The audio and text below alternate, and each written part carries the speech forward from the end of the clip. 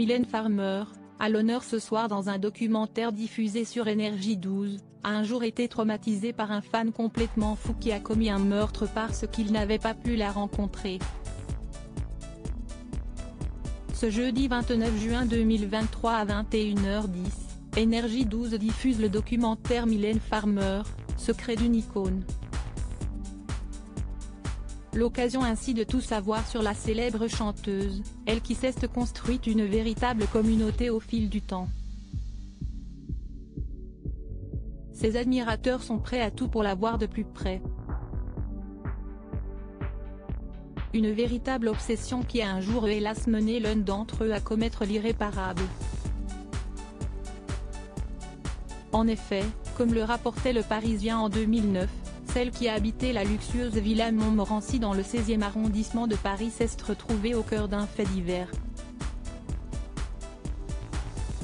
Furieux de ne pas avoir pu rencontrer son idole, l'un de ses fans avait décidé de se venger en tuant à l'aide d'un fusil à pompe un standardiste dans les locaux du label Polydor, avec lequel la célèbre interprète de Désenchanté travaillait avant de rejoindre Sony Music. Cela a traumatisé tout le monde, à commencer par Mylène, avait notamment confié au quotidien un ancien employé de l'entreprise. Heureusement, il s'agit d'un cas isolé. La plupart des admirateurs de la chanteuse demeurent bienveillants à son égard. En mars 2022, Mylène Farmer se confiait justement sur son rapport à la notoriété dans les colonnes de gala. Elle avait accepté un entretien ainsi qu'un shooting de 9 photos avec le magazine. Personne n'est armé pour cela. Si est inattendu, parfois agréable, souvent brutal. Mais je n'ai pas eu besoin d'opposer une résistance très longtemps.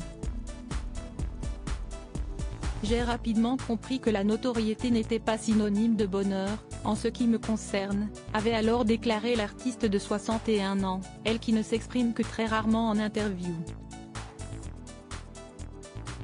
À noter qu'en ce qui concerne son actualité musicale, elle a vendu plus de 230 000 places de concert pour sa tournée Nevermore 2023, qui s'est lancée il y a quelques jours seulement à Lille.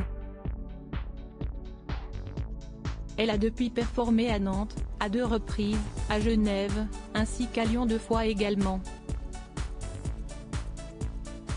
Elle s'attaquera désormais au Stade de France dès demain, jusqu'à samedi. Un retour en puissance pour Mylène Farmer, 4 ans après l'imposant spectacle du Live 2019 en résidence à Paris La Défense Arena.